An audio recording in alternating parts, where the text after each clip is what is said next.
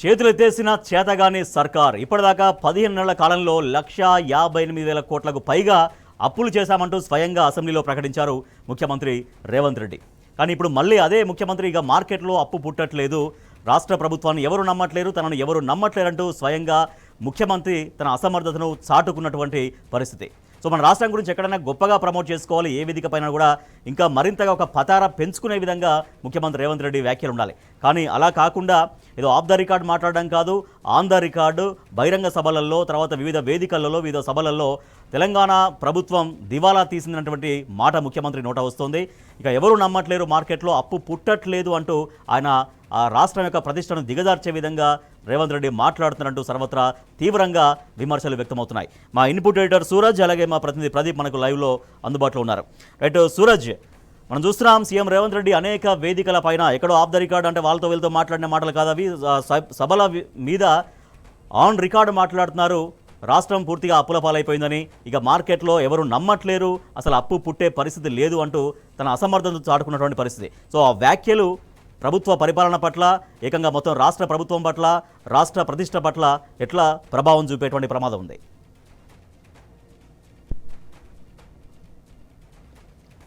రాజేష్, ఒక రకంగా చెప్పాలంటే కాంగ్రెస్ పార్టీ గద్దెనెక్కిన నాటి నుంచి కూడా అప్పులు తప్ప మరొక పని చేయడం లేదనేది క్రిస్టల్ క్లియర్గా కనిపిస్తుంది. వాస్తవంగా ఆలోచిస్తే రైజింగ్ తెలంగాణ అని చెప్తున్నప్పటికీ కూడా ఇది ఫాలింగ్ తెలంగాణగానే ప్రజలు చూస్తున్న పరిస్థితిని కూడా మనం స్పష్టంగా అబ్జర్వ్ చేస్తూనే ఉన్నాం. ఈ నేపథ్యంలో రేవంత్ రెడ్డి, రాష్ట్ర ముఖ్యమంత్రిగా ఉన్న రేవంత్ రెడ్డి స్వయంగా బహిరంగ సభల వేదికగా రాష్ట్రం పతారా కోల్పోయింది, రాష్ట్రానికి అప్పు పుట్టడం లేదు, ఏం చేయాలి, నేను జీతాలు చెల్లించలేకపోతున్నాను, ఫలానా చెల్లింపులు జరపలేకపోతున్నాను, ఫలానా దానికి ఖర్చు చేయలేకపోతున్నాను, లేదా ఈ సంక్షేమ కార్యక్రమం అమలు చేయాలంటే దీనికి డబ్బులు కావాలి, మా దగ్గర లేవు, ఇట్లాంటి వ్యాఖ్యలు చేస్తుండడం పట్ల ఆర్థిక రంగ నిపుణులు కొంత విస్మయాన్ని వ్యక్తం చేస్తున్న ఆ పరిస్థితి చాలా స్పష్టంగా కనిపిస్తుంది. ఎందుకంటే రాష్ట్ర అధినేతగా ఉండి రేవంత్ రెడ్డి రాష్ట్రం యొక్క పతారాను దశ దిశలా వ్యాపించాల్సి ఉంటుంది.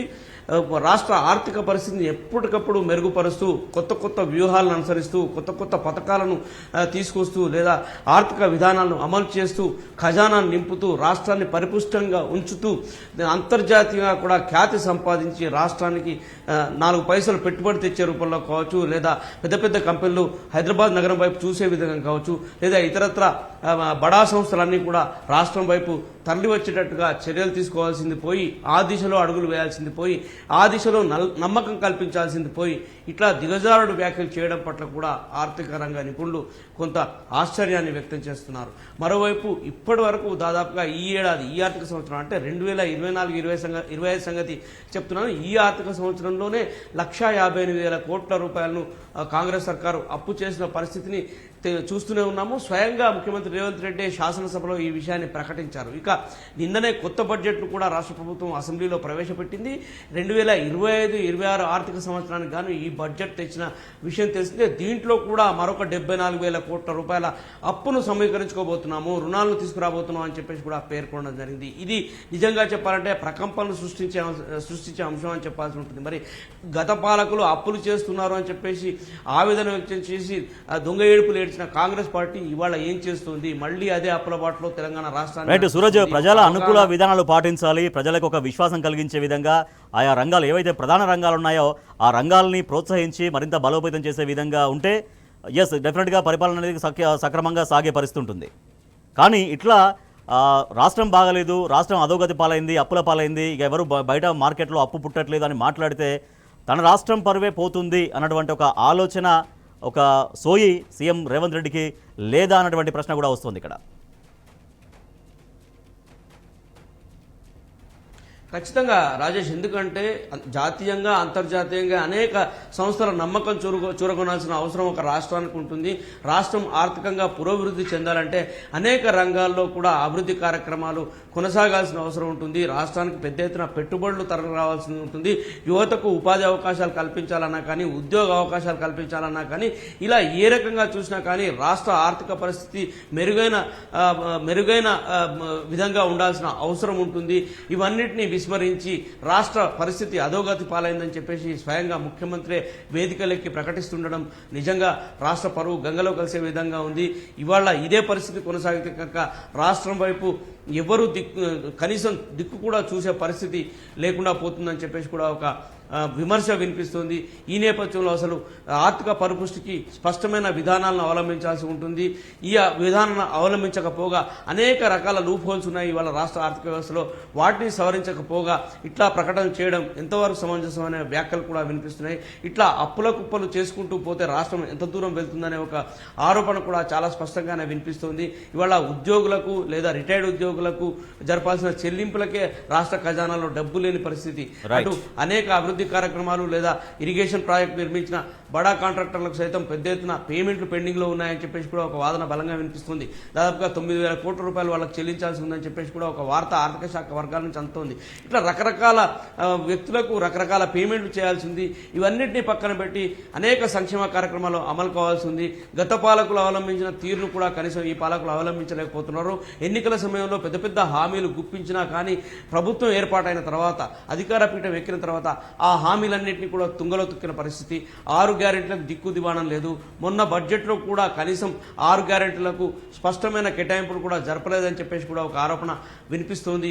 ఈ నేపథ్యంలో అసలు రైతులకు అందాల్సిన భరోసా పరిస్థితి ఏంటి, రైతు బీమా పరిస్థితి ఏంటి, ఇట్లా పంట రుణమాఫీకి సంబంధించిన ఇంకా జరగాల్సిన చెల్లింపులు ఉన్నాయి, వాటి పరిస్థితి ఏంది, అనేక మహిళలకు అనేక సంక్షేమ కార్యక్రమాలు ప్రకటించారు. కళ్యాణ లక్ష్మి లేదు, ఇవాళ షాదీ ముబారక్ లేదు, ఆసరా పింఛన్లు పెంచుతామన్నారు, అది లేదు, పెళ్ళయ్యే ఆడపిల్లలకు తులం బంగారం ఇస్తామన్నారు, అది లేదు, విద్యార్థులకు స్కూటీలు ఇస్తామన్నారు, అది లేదు, ఉద్యోగుల ఊసు లేదు, బడ్జెట్ లో మహిళలకు 2500 ఇస్తామన్నారు, అది లేదు. కేవలం చిన్న చితక హామీలు తప్ప ఇప్పటివరకు కాంగ్రెస్ పార్టీ నెరవేర్చింది శూన్యం అని చెప్పేసి కూడా ఒక స్పష్టమైన విమర్శ ఉన్న విషయం తెలుసు. ఈ నేపథ్యంలో కేవలం ఆర్టీసీ ఉచిత బస్సు మాత్రం కల్పించి ఏదో చేసేసామని చెప్పేసి చెప్పుకుంటున్న పరిస్థితులు అయితే చాలా స్పష్టంగా కనిపిస్తున్నాయి. మహిళలకు చేయాల్సిన ఏ ఒక్క కార్యక్రమాన్ని కూడా ఇవాళ ప్రభుత్వం ముందుకు తీసుకుపోలేదు. గత పాలకులు అవలంబించిన అనేక సంక్షేమ పథకాలను కూడా ఇవాళ ఈ ప్రభుత్వం చేతులెత్తేసి వాటిని పక్కకు నెట్టిన పరిస్థితి కనిపిస్తుంది. అసలు ఇలాంటి అభివృద్ధి సంక్షేమ కార్యక్రమాలు కూడా రాష్ట్రంలో ముందుకు పోవడం లేదు. రాష్ట్రంలో ఏ వర్గం కూడా కనీసం సంతోషంగా లేని పరిస్థితులు, ఇంత దారుణమైన పరిస్థితుల నేపథ్యంలో ఏ రోజుకు ఆ రోజు అప్పులు చేస్తున్న పరిస్థితి. అటు పరపతి బాండ్లను కుదవపెట్టి లేదా పరపతి బాండ్లను ఎప్పటికప్పుడు కొంత టర్మ్ కోసం అమ్మేసి ఆర్బీఐ దగ్గర ప్రతి వారం ప్రతి శుక్రవారం కూడా ఆక్షన్లో పాల్గొని మంగళవారం కల్లా 3,000 కోట్లు 2,000 కోట్లు ప్రభుత్వం తెచ్చుకుంటూనే ఉంది. ఎఫ్ఆర్పిఎం పరిధికి లోబడి మళ్లీ అప్పులు తెస్తుంది, కార్పొరేషన్ లోన్లు తెస్తుంది, బడ్జెటేతర రాష్ట్ర ప్రభుత్వం ఇప్పటిదాకా 15 నెలల్లో 1,58,000 కోట్ల అప్పు చేసినట్టు ముఖ్యమంత్రి రేవంత్ రెడ్డి చెప్పారు. దానితో పాటుగా ఇక అప్పు పుట్టట్లేదు, మార్కెట్లో మనల్ని ఎవడు నమ్మట్లేదంటూ తన రాష్ట్రాన్ని, తన రాష్ట్ర ప్రభుత్వాన్ని, తన యొక్క ప్రతిష్టను దిగదాచుకునే విధంగా సీఎం రేవంత్ రెడ్డి మాట్లాడుతున్నారు. కానీ ఇన్ని భారీ 1,00,000 కోట్లకు పైగా అప్పులు తీసుకొచ్చి ఏం చేశారంటే గట్టిగా చెప్పడానికి కూడా ఎటువంటి ప్రోగ్రామ్ కూడా కనిపించట్లేదు.